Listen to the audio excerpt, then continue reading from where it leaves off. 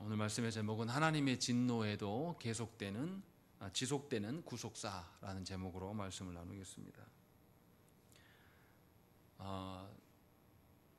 우리가 감당할 수 없는 일을 마주하게 되면 우리는 그 자리를 지키지 않는 경우가 있습니다.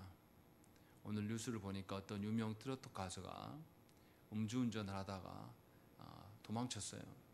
그래가지고 일이 더 커져가지고 구속까지 됐습니다. 만약에 그 사람이 도망가지 않고 음주운전을 했더라도 현장에 있으면서 사고 난 것을 처리했으면 아마 집행유예로 끝났을지도 몰라요.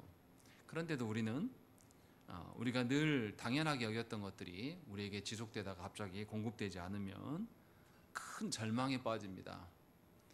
또 어떤 경우는 어떤 유명하고 권세를 누렸던 사람이 자기의 권력이 다 사라지고 이제 수사를 받게 되면 자살하는 경우가 생겨납니다. 왜 이렇게 생각하냐면 자기의 누렸던 것들이 이제 다 끝났다라고 생각하기 때문이에요. 자기에게 공급되어졌던 것들이 다 끝났다라고 생각하기 때문에 심한 경우는 자살도 하고, 자살하지 않는 경우는 뭐 우울증에 시달린다든지 뭐 이런 일들이 벌어지게 됩니다. 왜 이러냐면 자기의 삶이 이래야 되는데 이만큼에 지속되지 않는다라고 생각하기 때문에 그래요. 그런데 이런 생각들은 특정 누구에게만 있는 게 아니라 예수 믿는 사람들 가운데도 이러한 생각이 다분히 갖고 있습니다.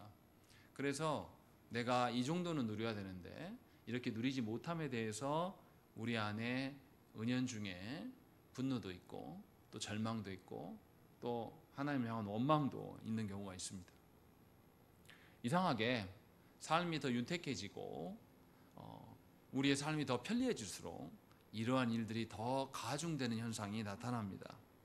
오히려 더 어려웠을 시절에, 다 같이 가난한 시절에는 이러한 생각들이 별로 없었어요.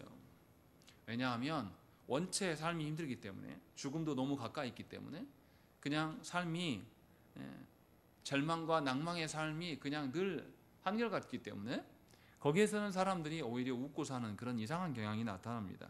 그래서 현대인들 가운데 정신병이 더 많고, 현대인들 가운데에서 알 수 없는 그 분노가 억제하지 못해서 조절 장애가 오는 사람들이 흔하게 보여집니다.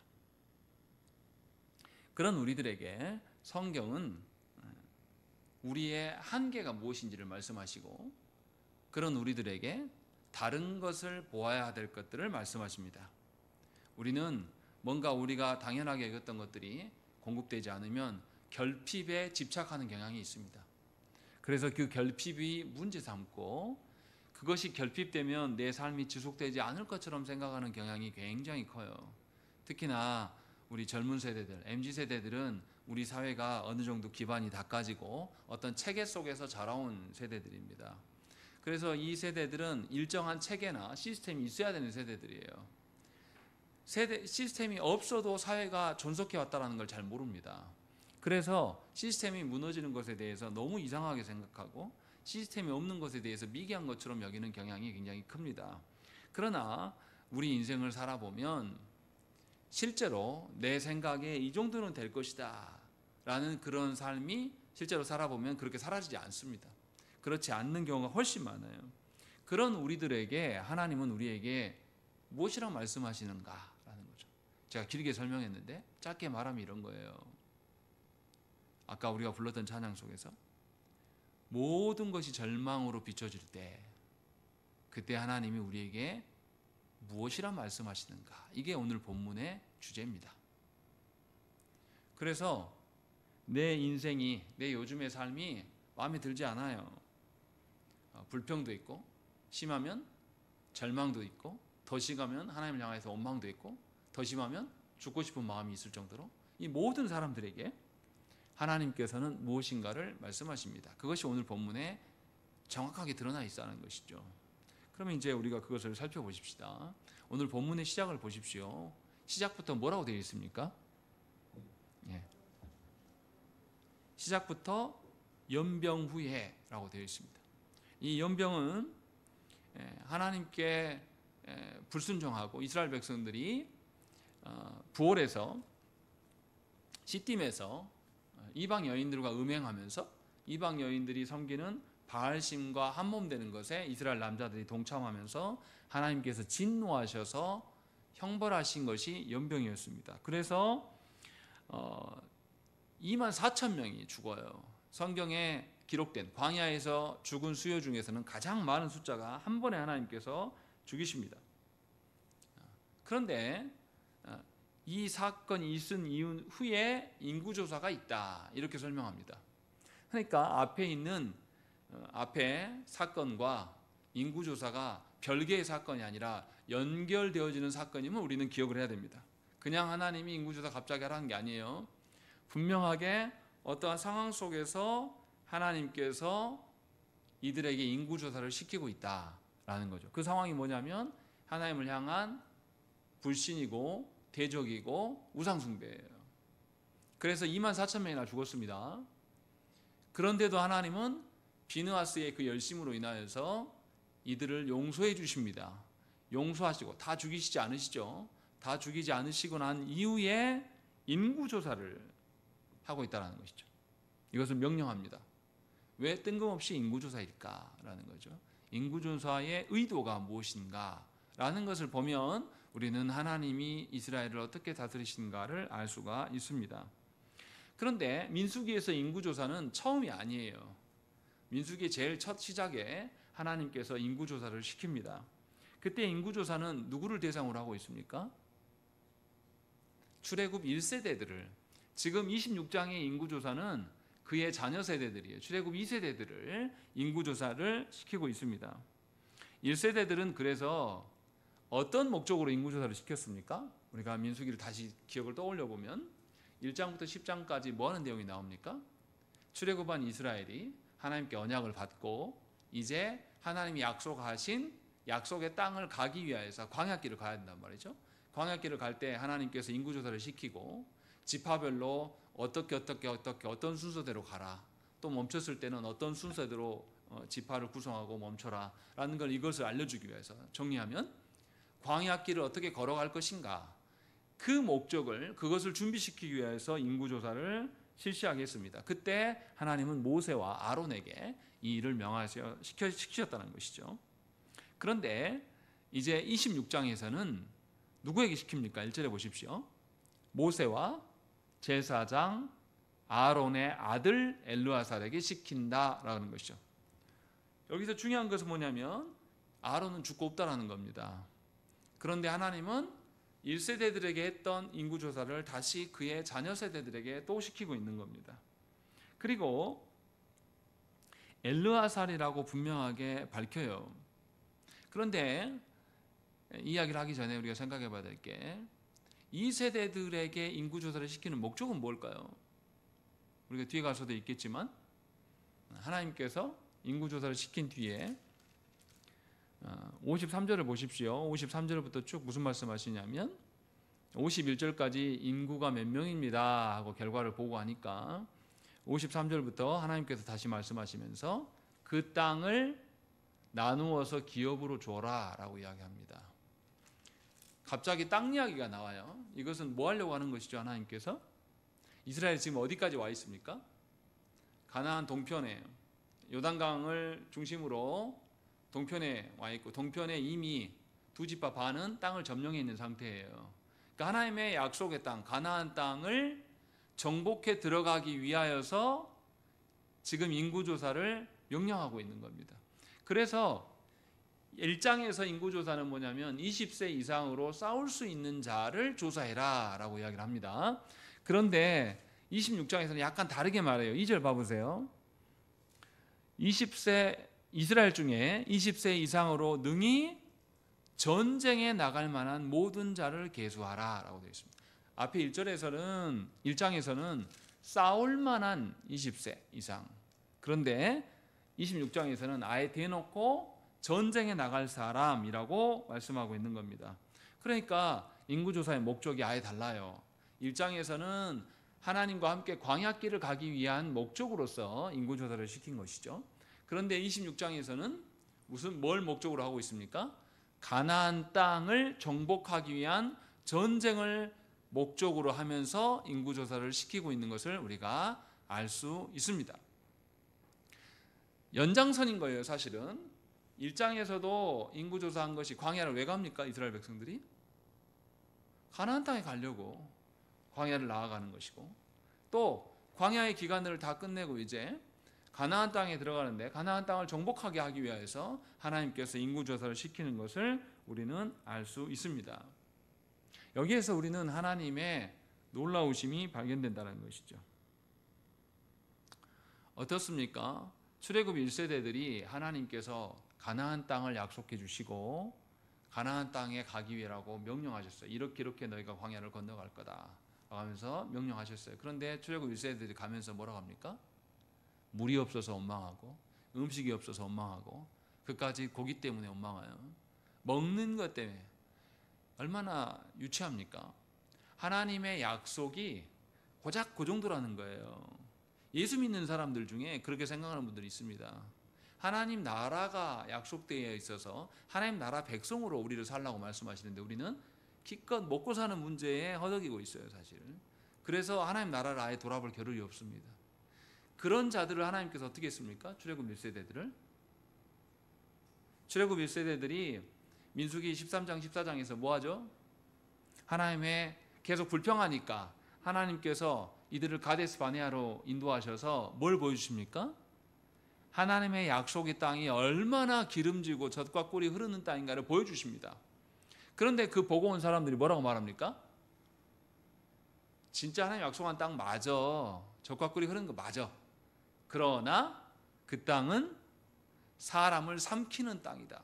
거인들이 있어서 우리는 도저히 해볼 수 없어 라고 말하면서 하나님의 약속을 평가절하합니다.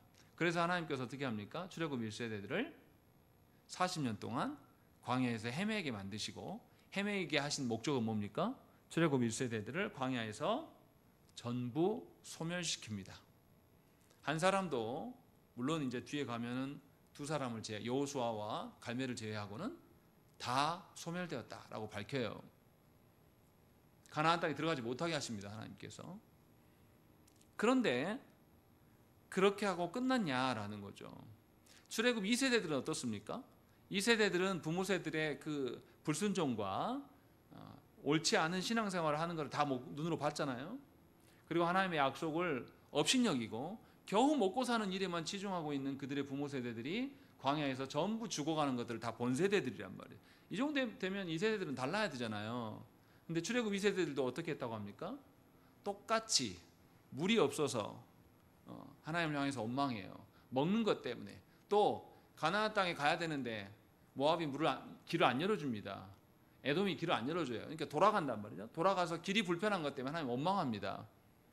그러니까 출애굽 2세대들도 1세대들하고 똑같은 행동을 해요. 그리고 더 나아가서 인구조사 직전에 있는 25장, 우리가 지난주에 보았던 말씀에서는 이들이 이방 여인들과 음행합니다.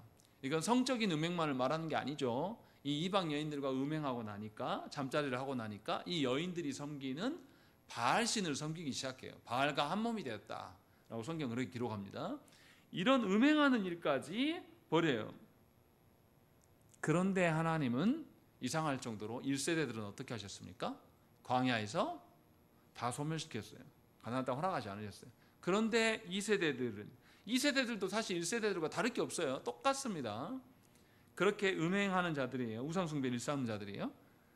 그런데 하나님은 24,000명을 죽이셨음에도 불구하고 여전히 아브라함과 약속하셨던 그 약속, 그 세대들이 가나안 땅에 들어가게 될 약속들을 하나님은 보여주십니다. 그러기 위하여서 인구조사를 실시하는 것을 우리가 알 수 있다는 겁니다. 이것을 지금 말씀하고 있는 거예요. 무슨 말입니까? 이스라엘의 입장으로 우리가 돌아가서 생각을 해보십시다. 이스라엘 이 자녀들이 아버지 세대 때 그 타락함을 봤어도 이렇게 한꺼번에 이렇게 많은 숫자 죽은 건 본 적이 없어요.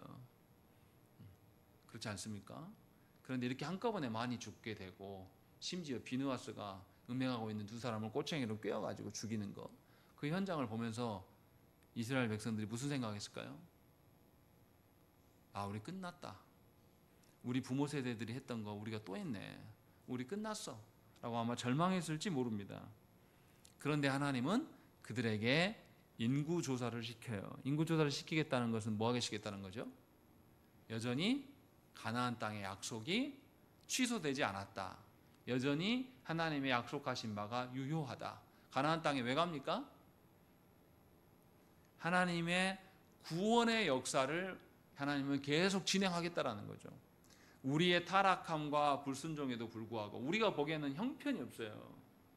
오늘도 제가 어느 목사님하고 통화하면서 목사님, 저는 이제 노예나 시찰에 대해서 소망이 없어요. 이제는 노예나 시찰 일에는 관여하지 않겠습니다. 그냥 하나님 주신 저희 교회만 열심히 할게요. 그러니 저한테 노예 시찰 이야기 하지 마십시오. 제가 그렇게 이야기를 했거든요.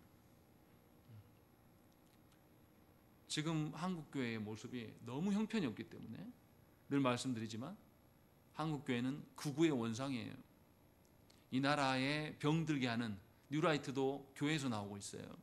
역사를 부정하는 세대들, 역사에 대해서 또 관심이 없는, 이게 교회가 되어버렸습니다.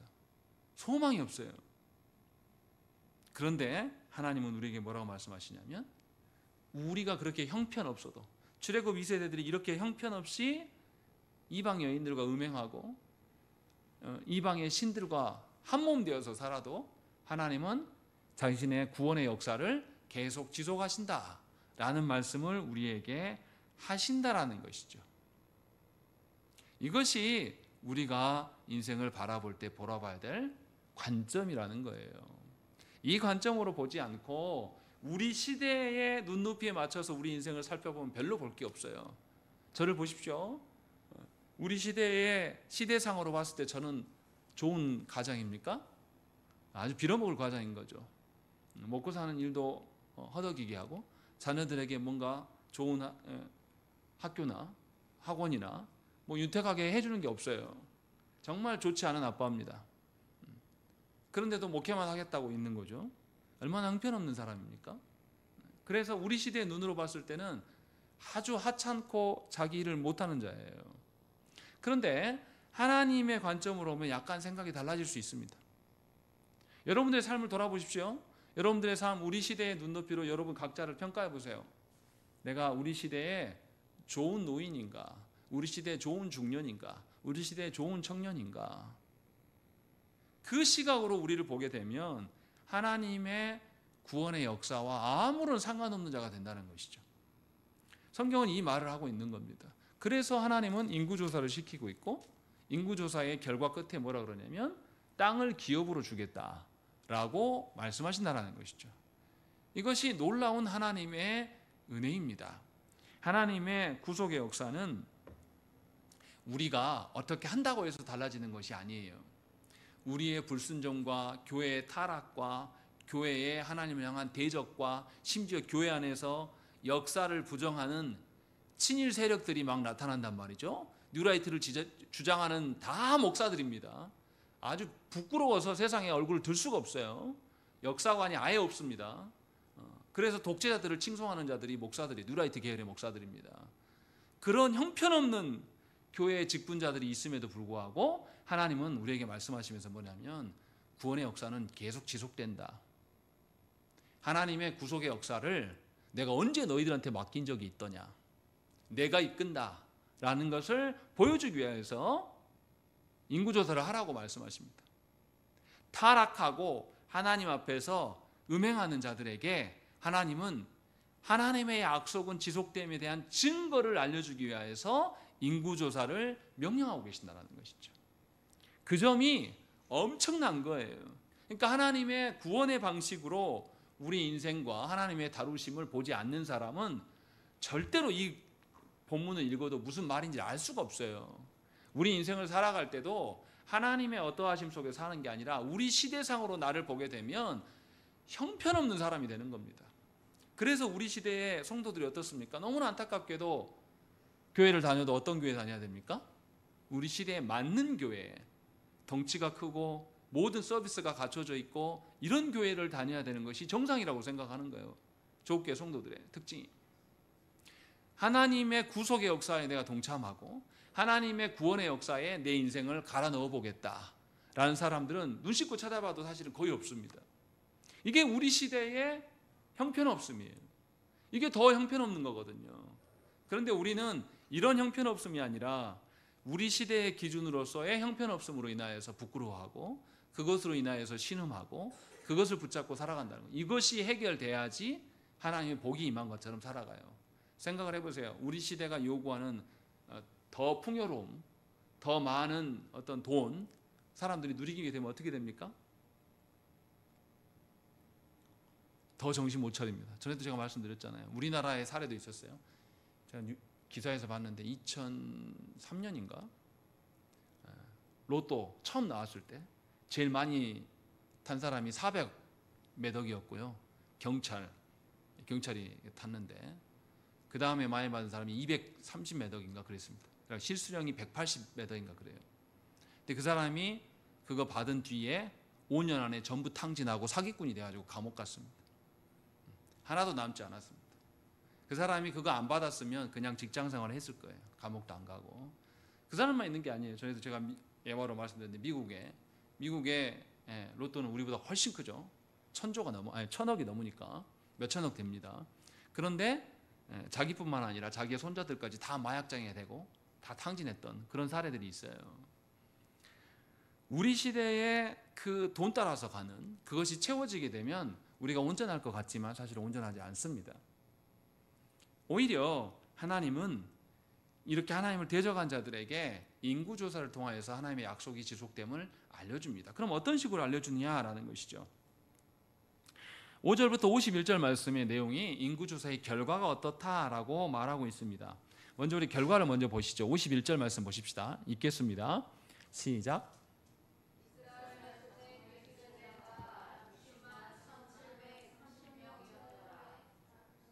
예, 다 조사하고 나서 다 합계해 보니까 60만 3,550명이다 라고 이렇게 이야기를 합니다. 그런데 1장에서 인구조사했을 때 숫자가 60만 1,730명이었어요. 그래서 차이가 1,820명이 차이가 납니다. 더 많아졌어요. 이상하지 않습니까? 출애굽 1세대들이 광야에서 40년 동안 어떻게 됐어요? 다 죽었습니다. 20세 미만 애들만 남은 거예요. 그런데 숫자가 비슷해요. 더더구나 이 사건 직전에 뭐가 있었습니까? 하나님을 앞에서 음행함으로 인하여서 하나님께서 연병으로 몇 명을 죽여요? 24,000명을 한 번에 죽이신단 말이죠. 그런데 이렇게 죽임을 당했음에도 불구하고 이 사람들의 인구가 0.3%밖에 차이가 안 나요. 더 많아졌다라고 성경은 이야기합니다. 그렇다면 하나님이 타락하고 우상 숭배하는 이 백성들을 지키고 계신다는 겁니까? 지키지 않고 계신다는 말씀입니까? 여전히 지키고 계시고 처음 약속하신 수요만큼을 가나안 땅에 들어가게 하시겠다라고 말씀하시면서 하나님의 약속은 여전하다라고 우리에게 알려주고 있는 겁니다.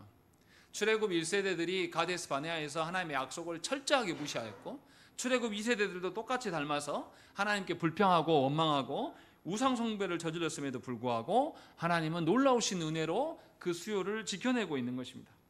그래서 그 수요만큼 약속의 땅에 드러내 보여주셔서 하나님의 약속이 한치도 흐트러짐이 없음을 우리에게 알려줍니다. 그런데 꼭 그런 것만은 아니에요. 은혜로만 인구를 말하고 있지는 않아요. 보십시오. 14절 말씀 보겠습니다. 14절 읽겠습니다. 14절 시작.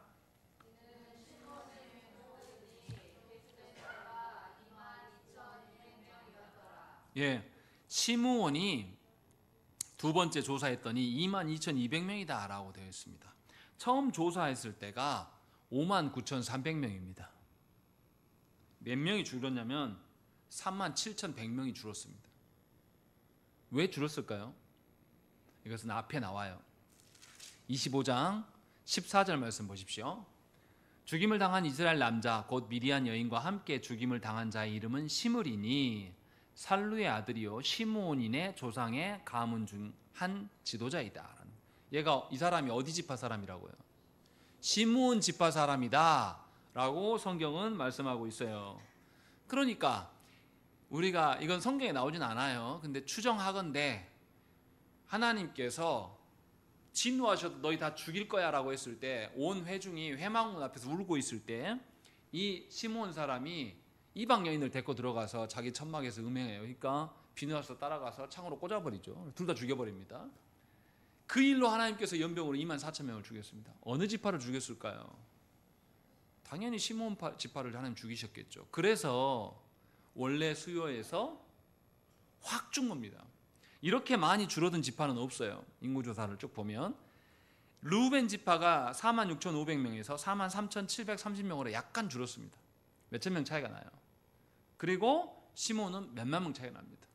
분명히 하나님께서 하나님의 약속을 거절하는 음행하는 자들에 대해서 하나님이 진노하시는 하나님이심을 보여줍니다.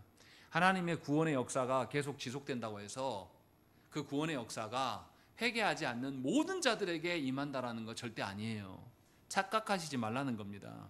출애굽 1세대들이 하나님의 약속의 땅을 소망하지 않아서 하나님은 그 사람들 중에 두 사람을 빼고는 한 사람도 가나안 땅에 들어가지 못하게 하셨습니다. 그리고 출애굽 2세대들 중에서도 분명하게 하나님 앞에 음행한 자들은 하나님 심판하셔서 죽이십니다. 그러니까 구원의 역사가 지속된다고 해서 그 구원의 역사가 내가 그냥 편승이 있겠지 막연하게 생각하면서 놔둘 문제는 아니에요. 우리의 생각과 마음과 우리의 판단이 다 어디에 가 있어야 되겠습니까? 하나님의 구원의 관점으로 우리 인생을 봐야 돼요. 하나님의 구원의 관점으로 여러분의 가정을 바라보고 세울 생각을 가져야 됩니다. 하나님의 구원의 관점으로 여러분의 자녀들을 목양하고 타일러야 되는 겁니다. 그렇지 않고 우리 시대의 관점으로 우리 자녀를 바라보면서 아이고 우리 자녀도 의사가 됐으면 좋겠네, 아이고 우리 자녀도 부자가 됐으면 좋겠네 하는 그런 관점으로 본다면 하나님의 구원과 우리 가정은 아무런 상관이 없습니다. 그 이야기를 하고 있는 겁니다. 그래서 시므온 지파는 이상할 정도로 숫자가 확 줄었어요. 별로 좋지 않은 인구의 결과도 수록을 하고 있다는 것입니다. 그리고 출애굽 2세대 인구조사의 독특한 점은 뭐냐면 지파별로, 우리 1세대들 걸 다 생각해 보시면 지파별로 몇 명이다라고 하기 전에 지파의 우두머리가 누구인가를 쭉 밝혔었습니다. 그리고 나서 몇 명이다 이렇게 했습니다. 그런데 출애굽 2세대들의 인구조사는 좀 특별해요. 보십시다. 5절 말씀 보세요. 이스라엘의 장자는 르우벤이라. 르우벤 자손은 하녹에게서 난 하녹 종족과 발루에게서 난 발루 종족과 헤스론에서 난 헤스론 종족과 갈미에게서 난 갈미 종족이니 라고 되어 있습니다. 이렇게 그 지파 안에 있는 각 지파의 가문들까지 다 이름을 낱낱이 밝힙니다. 왜 이렇게 밝히고 있는 거냐면 지금 르우벤만 그런 게 아닙니다. 쭉 다 다른 지파도 다 그런 식으로 기록을 해놨습니다. 왜 그러냐면 하나님의 약속이 각 지파에게 모두 임한다라는 것을 보여주기 위함이에요. 그리고 나서 좋은 일만 기록하고 있지는 않습니다. 르우벤 보세요. 뭐라고 되어 있습니까? 7절 말씀 보십시오. 8절 말씀 보겠습니다. 8절 읽겠습니다. 시작. 9절입니다. 9절 시작.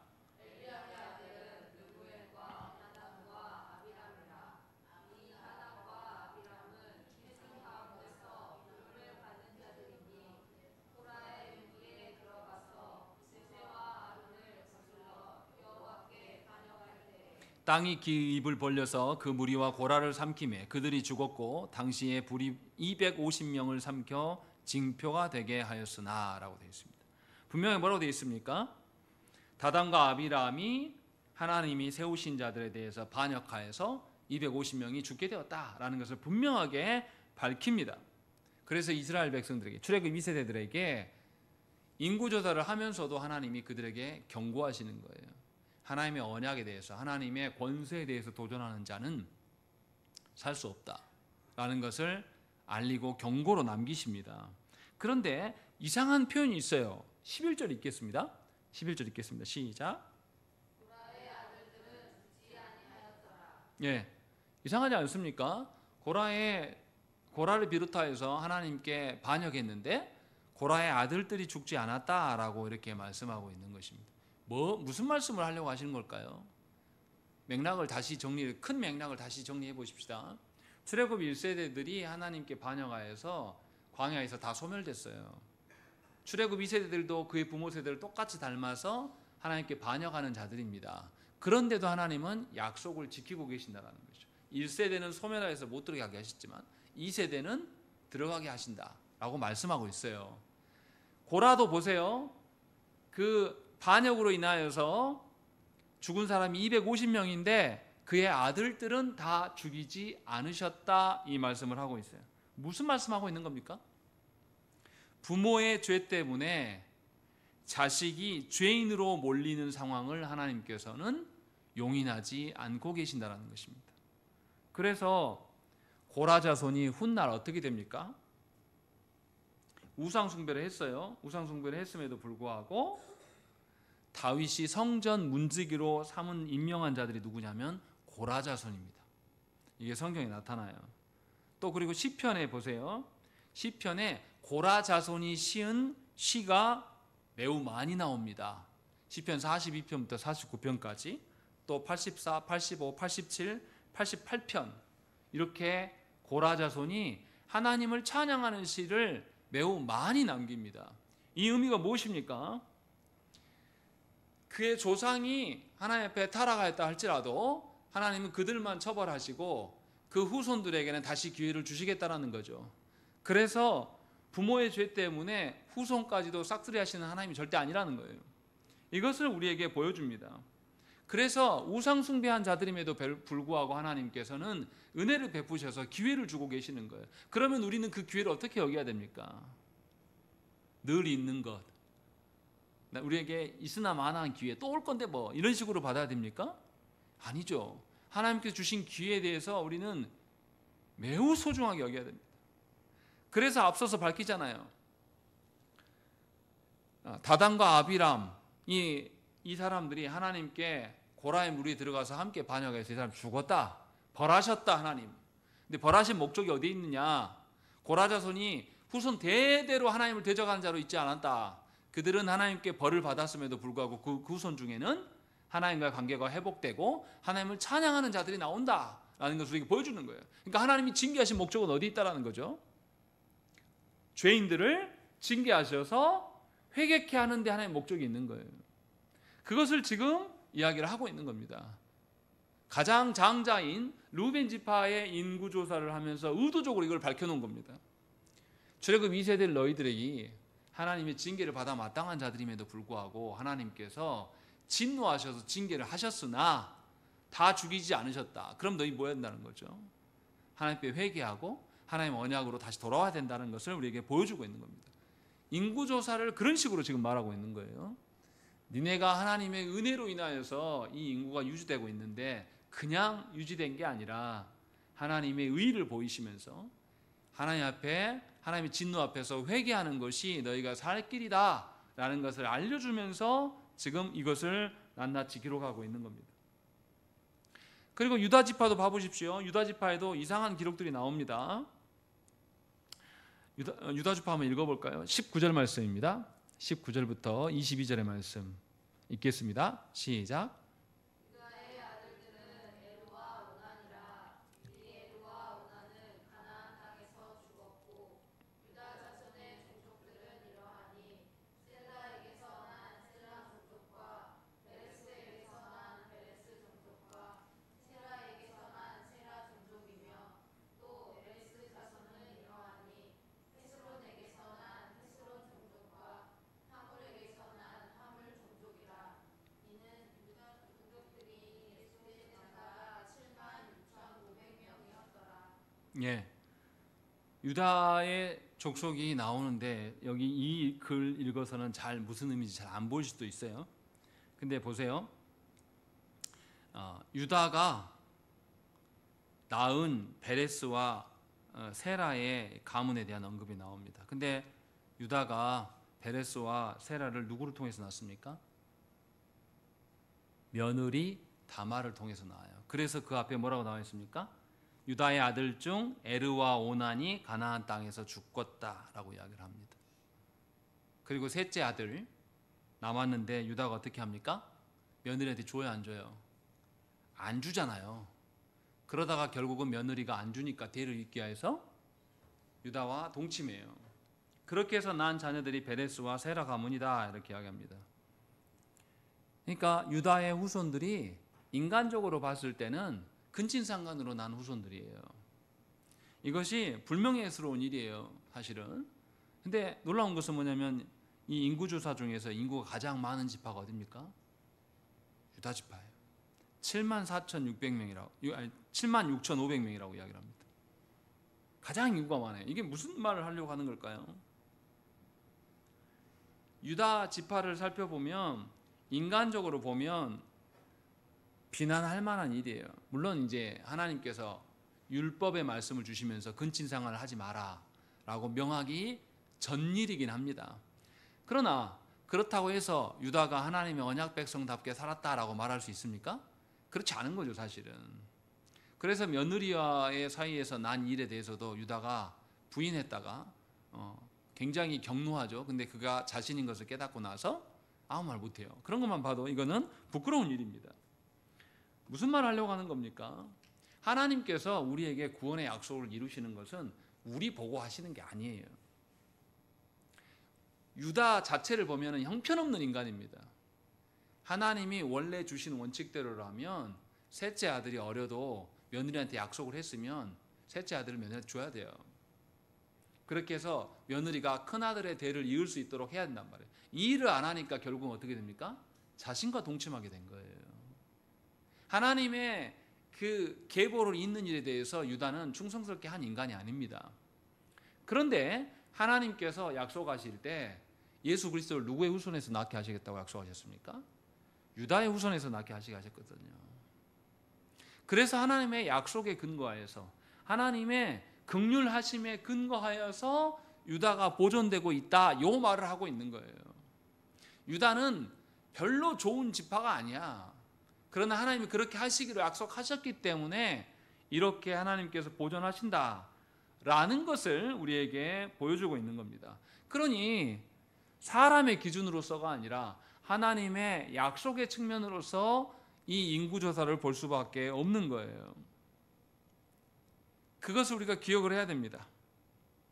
또 므낫세 지파에서 특이한 장면이 나타납니다. 29절 말씀 보십시오. 므낫세의 자손 중 마길에게서 난 자손은 마길 종족이라. 마길이 길르앗을 낳았고 길르앗에서 난 자손은 길르앗 종족이라. 길르앗 자손은 이러하니 이에셀에서 난 이에셀 종족과 헬렉에게서 난 헬렉 종족과 이스라엘에게서 난 이스라엘 종족과 세겜에서 난 세겜 종족과 스마다에서 난 스마다 종족과 헤벨에게서 난 헤벨 종족이며 그 다음입니다. 헤벨의 아들 슬로보앗은 아들이 없고 딸뿐이라. 그 딸의 이름은 말라와 노아와 호글라와 밀가와 비르사니라고 되어 있습니다. 이것을 언급하는 이유가 있습니다. 우리가 다음 주에 볼 27장 1절부터 11절 말씀에 뭐가 나오냐면 이 슬로보앗에게는 아들이 없어요. 그러면 땅을 누구한테 줘야 됩니까? 안 주려고 한단 말이에요. 그런데 슬로보앗의 딸들이 찾아와요. 지도자들에게 찾아와서 이거 부당한 거 아니요. 딸인 우리들에게도 이 하나님이 주신 기업을 달라라고 요청하고 그것을 법으로 정합니다. 그렇게 해서 하나님의 약속이 딸들에게도 임한다라는 것을 알리기 위해서 의도적으로 인구조사에 분명하게 슬로보앗에게는 딸들만 있었다라는 것을 의도적으로 기록합니다. 그렇게 해서 하나님의 약속이 사람의 어떠함이 아니라고 우리에게 알려주는 겁니다.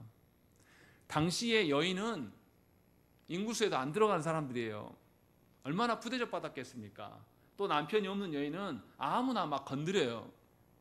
그런 사회 속에서 하나님은 놀랍게 여인들에게 땅을 기업으로 주신단 말이에요. 아들이 없다면 여인들에게 똑같이 줘라 하면서 보존하죠. 그러니까 하나님의 언약에 대해서 그의 신분이나 그의 종족이나 그의 부의 많고 적음이나 아니면 뭐 사회적 약자라고 해서 하나님의 약속을 무시하는 것은 아주 악한 일이에요. 하나님은 우리의 어떠함을 보고 하나님의 구원을 이루시는 하나님이 아니에요. 순전히 하나님의 구원하심, 하나님의 긍휼이 많으심, 하나님의 공의로우심에 근거하여서 우리를 구원하십니다. 그러니 우리가 관심 가져야 될 것들은 사람의 어떠함이 아니에요. 우리는 어떤 사람 좋아합니까? 나에게 잘해주는 사람, 성품이 좋은 사람, 거기다가 능력이 좀 더 있으면 좋고, 거기다가 생기기도 잘생겼으면 좋겠고, 사람의 어떠함만을 계속 살핀단 말이에요. 그런데 하나님 계속 무슨 이야기 하십니까? 하나님이 정해진 법도 위에서 그것을 존중하고 사는 것이 훨씬 중요한 것이다라는 것을 슬로바드 딸들에게 알려주는 겁니다. 이것을 우리에게 말씀하는 거예요. 그래서 하나님은 아브라함에게 큰 민족을 이루겠다. 그리고 그 민족이 하늘의 별처럼 바닷가에 모래알처럼 많게 하시고 그것을 가나안 땅에 들이게 하시겠다라는 것, 그 약속을 하나님 그대로 실현하십니다. 그래서 하나님의 선택하심은 후회가 없으시다고 로마서에서 말씀하십니다. 이 말의 의미가 뭡니까? 하나님께서 택한 자들에게 그들이 죄를 지을 때 하나님은 진노하십니다. 진노하시는 목적이 멸망이 아니라 택하신 자들을 회개케 하기 위하여서 하나님은 반드시 진노를 보이십니다. 그러니 당신의 사랑하는 자녀들의 불의한 것을 하나님은 용납하지 않으셔요. 그러나 반대로 하나님이 선택하지 않은 자녀들, 하나님 자녀도 아니죠 사실, 하나님이 선택하지 않은 자들, 그 자녀들의 불의함은 하나님께서 별로 관심을 갖지 않을 수도 있다는 거죠. 그러니까 내가 불의하게 살고 하나님의 구원과 구원의 약속과 상관없이 사는데 하나님 나를 하나도 건드리지도 않네. 더 무서운 것입니다. 하나님의 말씀대로 살지 않는데 하나님께서 나를 내버려 두는 것이 더 무서운 이야기예요. 왜냐하면 내가 하나님 택함을 받지 않은 증거일 수 있거든요. 하나님의 구원의 일에 대해서 내가 일평생 매진하고 그 일로 울고 웃고 그 일에 대해서 내가 내 감정까지 실어가면서 살아가야지 정상인 성도라고 말하는데, 내가 그렇게 안 살고 있는데도 하나님이 내 삶을 평안하게 내두신단 말이죠. 그것은 하나님께서 우리에게 약속을 주시지 않았다는 증거예요. 얼마나 무서운 이야기입니까? 그러나 오늘 본문에서 계속 이야기하는 겁니다. 인구를 하나님께서 얼추 맞춰주셨는데 그냥 맞춘 거 아니다. 하나님이 정해준 법도에 근거해서 그렇지 않은 자들에게는 진노해서 죽이시고, 또 그러한 자들에게는 딸리라 할지라도 하나님 변함없이 언약을 동동해 주실 것이다 라는 것을 입증하면서 계속 우리에게 알려주고 있는 겁니다. 하나님의 진노하심이 쉽다고 말하는 게 아니에요. 하나님의 진노하심, 하나님께 매맞는 일은 우리로서는 감당할 수 없는 이야기입니다. 그러나 하나님은 사랑하는 자들에게 매를 드십니다. 그래야 해서 우리를 하나님의 의로우신 사랑 안에 두시기를 원해요. 하나님의 구원의 역사 가운데 우리를 세우시기를 원하십니다. 그러니 하나님의 진노하심과 때리심에 대해서 그 아픈 것 때문에 아파 죽겠다고 원망할 것이 아니라 하나님의 심중을 읽어야 됩니다. 하나님께서 말씀하시는 구원의 길로 다시 돌아가야 돼요. 여러분들 자녀 키워서 아시잖아요. 자녀가 바르게 하려고 혼내고 있는데 내 말에 대해서 내가 막 말하고 있는데 딴 생각하는 게 보여요. 또 막 꾸중하고 있는데 돌이킬 생각은 전혀 없고, 아이고 빨리 끝내시오. 어차피 엄마 나 몇 대 때리고 끝날 거잖아. 빨리 때려. 이런 태도로 일관하고 있어요. 그 자녀 어떻게 해야 됩니까? 놔둡니까? 있을 수 없는 이야기예요. 그 자녀를 살리려면 이 녀석 봐라 정신 못 차리네 하면서 더 매섭게 해야 되는 겁니다. 더 매섭게 해서 이게 얼마나 엄중한 일인가를 깨닫게 만들어야 됩니다. 이게 자녀 사랑하는 거예요. 그냥 내가 볼 때 얘도 힘들겠구나, 얘가 눈물 흘리고 거짓으로 이렇게 감추면서 하고 있는데 빠져나갈 구멍을 열어주면서 그래 하고 넘어가는 게 하나님 주신 사랑일 수 있겠는가? 그렇지 않다고 지금 성경이 계속 이야기하는 겁니다. 출애굽 2세대들에게 하나님께서 분명히 가나안 땅을 약속하셔서 들어갈 수 있게끔 하시기 위해서 인구조사를 하게 하시고 인구가 그대로 유지되고 있으면 보여주시긴 하지만 불의한 일들에서 하나님이 그냥 넘어가시지 않고 있다고 말씀합니다. 그래서 어떤 집안은 수가 확 줄고 어떤 집안은 형편이 없음에도 불구하고 하나님의 약속대로 많이 강성해져 있고, 또 어떤 가정 안에는 딸밖에 없지만 그들에게도 하나님의 언약을 주시겠다고 약속하시는 것이죠. 여기서 우리가 살펴야 됩니다. 모든 것의 기준이 하나님의 구원의 역사 가운데 있구나. 하나님의 구속사에 내가 맞춰져 살아야 되겠구나라는 것을 저 여러분들이 아셔야 한다는 것이죠. 그래서 하나님께서 이제 52절부터 이야기를 합니다. 무슨 이야기 합니까? 궁극적으로 하나님이 하시고 싶었던 이야기. 가나안 땅을 주실 터인데 땅 분배를 해라 라고 이야기합니다. 이것은 지금 가나안 땅을 점령했습니까? 못했습니까? 못했는데 땅 분배 이야기를 먼저 하셔요. 이 말은 하나님께서 그 땅을 주시겠다는 겁니까? 주시지 않겠다는 겁니까? 확실히 주시겠다고 약속을 하고 있는 거예요. 누구에게요? 어떤 자들에게? 하나님을 대적하여서 음행하고 우상숭배해서 하나님의 진노로 24,000명이 죽은, 그래 두려워 떨고 절망하고 있는 자들에게 하나님 뭐라고 하시냐면 땅 분배 이야기를 하신단 말이죠. 이게 얼마나 큰 하나님의 소망입니까? 자신들의 한 일을 돌아보면서 아이고 우리 동료 24,000명이나 죽어버렸네. 비느하스가 꼬챙이처럼 그 여인과 함께 꿰뚫려가지고 잔인하게 하나님 죽이시구나. 이렇게 바라볼 게 아니라는 거죠. 그게 아니라 하나님께서는 아닌 자들은 그렇게 엄중하게 처벌하시지만 하나님의 약속하신 일에 대해서는 하나님께서 우리에게 소망으로 주신다고 말씀하고 있는 거예요. 억지로 따라갈 수 없는데 하나님이 전쟁을 벌이시겠다 그 의미가 아니라 나 너에게 줄 거야. 그러니까 땅 분배를 이렇게 해라. 이미 받은 거라고 여기라고 이야기하는 거죠. 그 말은 하나님의 약속을 소망으로 품고 살아가라고 말씀하고 있는 겁니다. 그래서 땅 분배에 대한 이야기를 하시는 거예요. 그런데도 많은 성도들이 하나님의 약속을 믿지 않습니다. 우리가 하나님 나라 백성이고 하나님 나라의 예수님의 자리처럼 우리가 하나님 나라를 다스릴 자라고 성경은 약속해요. 예수께서 다시 오실 때에 우리가 하나님 주 앞에 서게 될 텐데 예수 믿는 자들을 먼저 하나님 복원하시고 신원하시고 그들로 심판의 자리에 함께 세우겠다고 약속하셨지만 우리 그걸 믿지 않는단 말이죠. 그래서 하나님의 말씀에 대해서 나에게 적용하지 않아요. 하나님 말씀대로 내가 살아보겠다고 내 평생을 갈아 넣어보겠다고 하는 그런 소망이 우리에게 없어요. 그게 심각한 이야기라는 거죠. 이것을 지금 하고 있는 겁니다. 그래서 출애굽 1세대들은 어땠습니까? 가나안 땅 얻을 수 있다 없다? 얻을 수 없다고 생각해서 하나님을 원망했습니다. 하나님이 가나안 땅을 보여주셨음에도 하나님이 이것을 경계하는 겁니다. 또 이렇게 생각하는 분들도 있습니다. 예수님이 오시기는 언제 오셔? 먼 미래에 나오시겠지. 나랑 별로 상관없어. 나는 지금 장가가고 시집가고 돈 잘 벌고 내 새끼들 막 낳고 나 이 일에 몰두할 거야. 이렇게 살아가는 사람들. 하나님의 약속을 먼 미래로 여겨서 느슨하게 생각하는 사람들. 이 사람들에 대해서 하나님께서 경고하시는 거예요. 하나님의 약속은 이미 실현된 상태이다 라고 말하기 때문에 하나님은 땅 분배를 명하시는 겁니다. 그리고 땅 분배를 하실 때도 어떻게 하십니까? 하나님께서 뭐라고 말씀하십니까? 53절에 명수대로 땅을 나눠줘라 라는 것이죠. 하나님이 약속하신 것에 한 사람도 빠지지 않도록 적용하라고 지금 말씀하고 있는 거죠. 그래서 많이 있는 집안에는 더 많은 땅을 주라고 이야기를 합니다.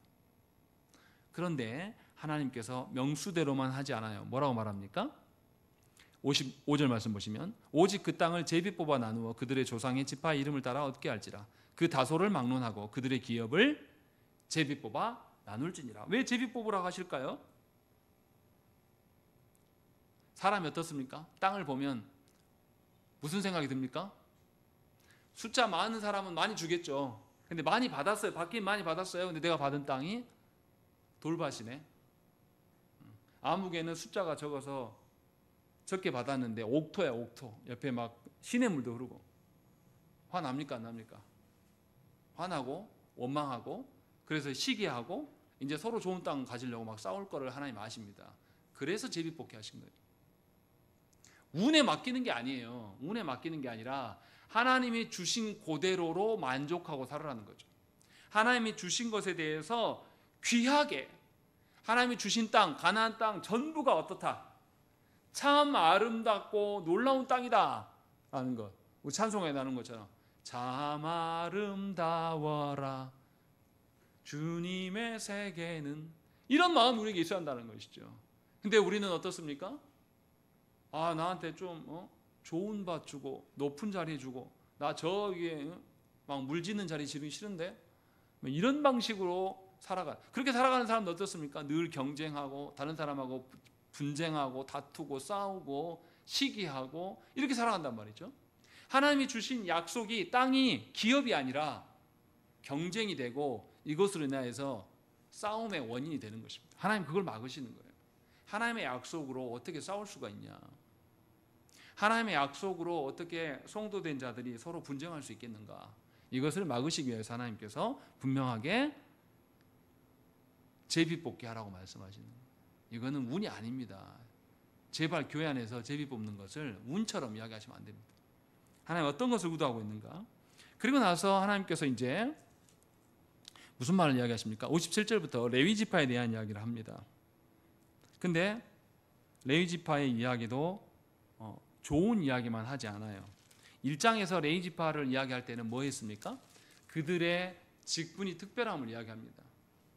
그래서 누구 이야기합니까? 세 사람? 57절에 보십시오. 게르손, 고핫, 무라리에 대한 언급을 합니다. 1장에서도 이 세 지파의 사람들이, 이 세 족속들이 각각의 역할이 특별하다라고 하면서 그 역할과 그의 영광스러움에 대해서만 이야기를 한단 말이죠. 그런데 이상하게 출애굽 2세대들에게 하나님 하실 때는 이들의 수치까지도 말씀합니다. 첫 번째 59절에 뭐라고 나와 있습니까? 아므람의 처의 이름은 요게벳이다 라고 되어 있습니다. 레위의 딸이다. 애굽에서 레위에서 난 자라 라고 이야기합니다. 이게 뭐가 문제입니까? 모세 아론이 근친상간에 의해서 낳은 자들이다라는 것을 말씀하고 있습니다. 그래서 이들 또한 별로 그렇게 세상적으로 그렇게 볼 때는 별로인 사람인데 수치스러운 집안인데 하나님께서 그들을 사용하신다라고 이야기를 하고 있는 것이고, 두 번째 누가 나옵니까? 나답과 아비후가 하나님이 허락하시지 않은 불로 하나님께 드려서 그들이 죽었다라고 이야기를 하고 있습니다. 다시 말하면 이제 지금 누구에게 하나님께서 이 인구조사를 명령하셨습니까? 엘르아살에게 명령하셨어요. 그래서 보십시오. 60절에 아론에게서는 나답과 아비후와 엘르아살과 이다말이 낳았더니 라고 되어 있어요. 나답과 아비후는 죽었어요. 같은 형제지만 이제 누굽니까? 엘르아살. 이 말은 뭡니까? 이제 과거하고는 단절해라. 너희 레위 지파 원래부터 좋은 애들은 아니야. 근데 하나님 은혜로 너희를 선택하셔서, 그리고 실수했던 자들, 하나님 앞에 반역의 길을 들었던 나답과 아비후는 죽었어. 그러니 이제는 과거하고 단절하고 엘르아살 너는 새롭게 하나님 주신 명대로 나아가지 않겠는가? 요 이야기를 지금 하고 있는 겁니다.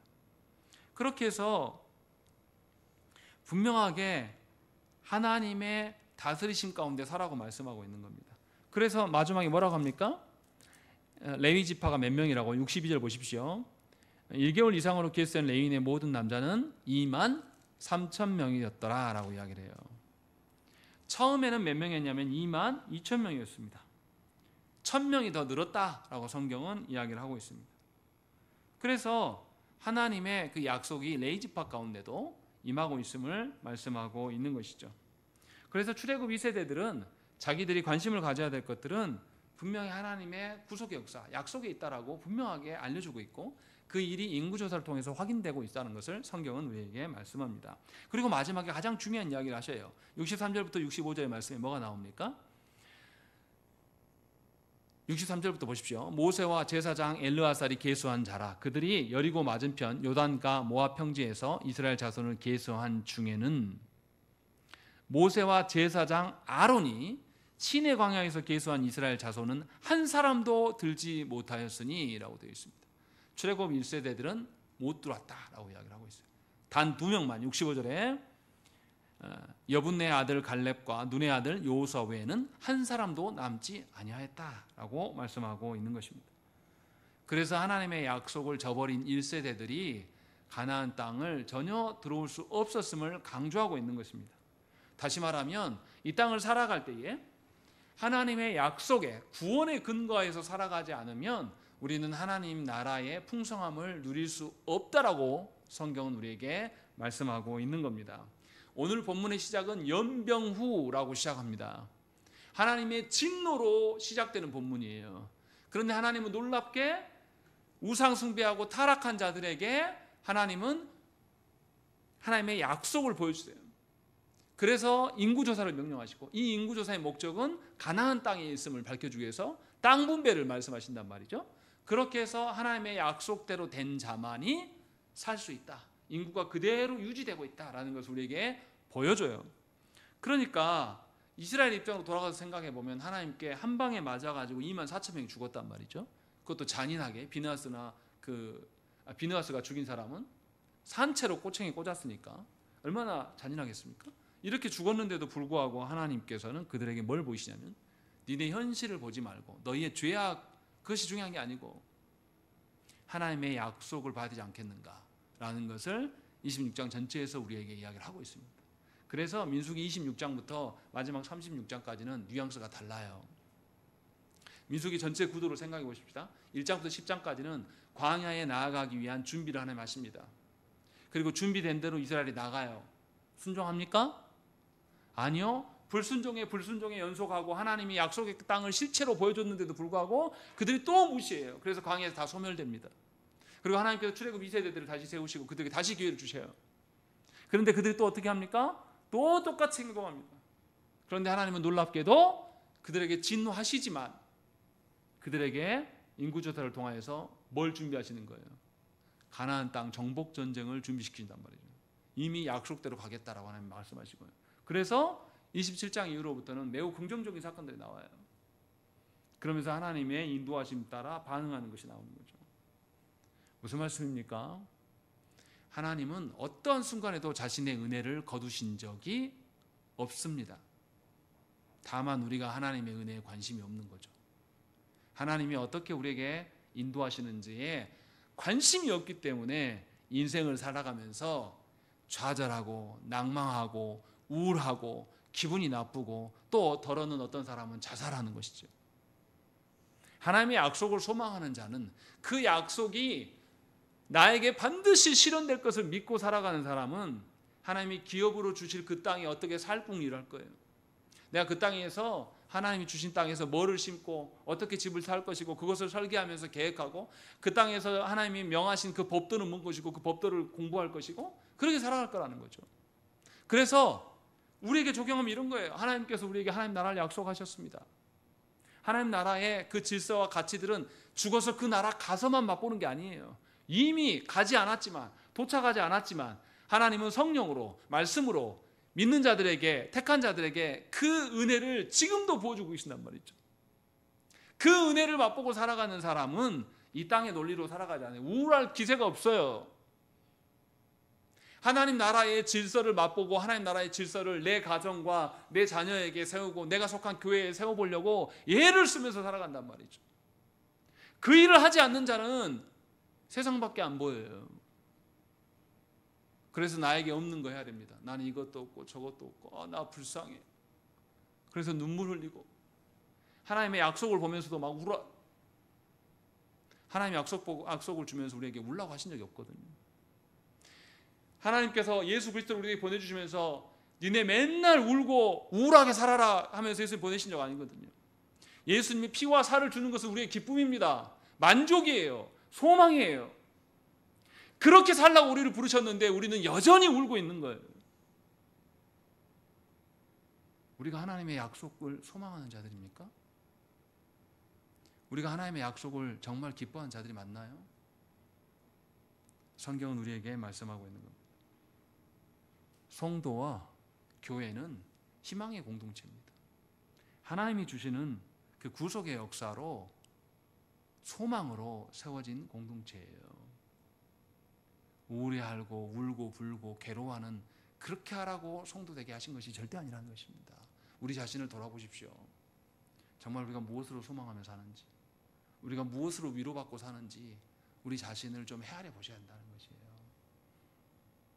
그렇지 않으면 우리에게 소망이 없습니다. 하나님의 구원의 역사에 동참하지 않으면요, 세상 일만 죽어라 하다가 주 앞에 서게 될 거예요. 하나님의 은혜로 그나마 하나님께서 받아주시면 괜찮은데 이 땅에서 쭉 땅의 일만 하다가 갔는데 주님이 나 너 때 안 택했어 나가 이러면 뭐라고 말할까요? 우리 항변할 거예요. 하나님 나 평생에 교회에 있었어요. 나 11조도 했어요. 나 뭐도 했습니다. 여러분들 항변하실 겁니다. 그게 무슨 의미가 있습니까? 지금 하나님의 구원을 기쁨과 만족과 소망으로 누리지 않는 자는 사실 하나님의 언약과 상관없는 것일 수 있습니다. 우리 자신을 돌아보셔야 됩니다. 우리 안에 하나님의 소망이 기쁨이 되는지 이 사실을 놓고 점검하시면서 성령님의 도움을 구하셔야 됩니다. 하나님의 약속이 내 인생이 초석이 되게 해달라고, 내 인생이 소망이 목적이 되게 해달라고 기도하시기를 간절히 축원합니다. 함께 기도하겠습니다.